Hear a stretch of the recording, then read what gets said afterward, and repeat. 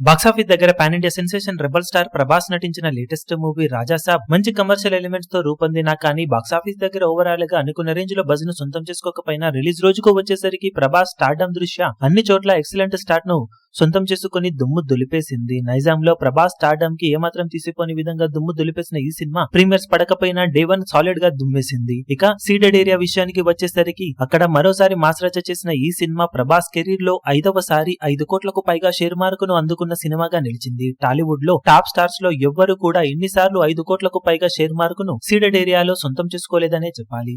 మొత్తం మీద బాక్సాఫీస్ దగ్గర ఈ సినిమా 40 లక్షల వరకు హైర్స్ ను సొంతం చేసుకోగా 5.42 కోట్ల రేంజ్ లో షేర్ మార్కును సాధించింది. 7.5 కోట్ల రేంజ్ లో గ్రాస్ మార్క్ అందుకోగా అందులో ప్రీమియర్స్ కి గాను సినిమాకు 1.6 కోట్ల రేంజ్ లో గ్రాస్ మార్కు సొంతమైంది. దాంతో ఓవరాల్ గా ప్రభాస్ కెరీర్ లో 5వసారి 5 కోట్లకు పైగా షేర్ మార్క్ అందుకున్న సినిమాగా నిలిచింది. ఇది వరకు సలార్, బాహుబలి 2, ఇప్పుడు రాజాసాబ్, కల్కి అలాగే బాహుబలి పార్ట్ 1 సినిమాలు 5 కోట్లకు పైగా షేర్ మార్క్ ని ఇక్కడ అందుకొని దుమ్ము దులిపేశాయి. టాలీవుడ్ టాప్ స్టార్స్ లో ఎవ్వరూ కూడా ప్రభాస్ దరిదాపుల్లో లేరంటే ఏ రేంజ్ లో ప్రభాస్ ఇక్కడ డామినేషన్ ని చూపెడుతున్నాడో అర్థం చేసుకోవచ్చు. ఇక లాంగ్ రన్ లో సినిమా బ్రేక్ ఈవెన్ అందుకోవడానికి ఇంకా కష్టపడాల్సిన అవసరం ఎంతైనా ఉంది. సంక్రాంతి సెలవుల్లో ఇతర సినిమాలను తట్టుకొని సినిమా ఎంతటి కలెక్షన్ ను సాధించి వాల్యూ బిజినెస్ కు న్యాయమయ్యేలా రికవరీని సొంతం చేసుకోగలుగుతుందనేది ఇప్పుడు ఆసక్తికరం.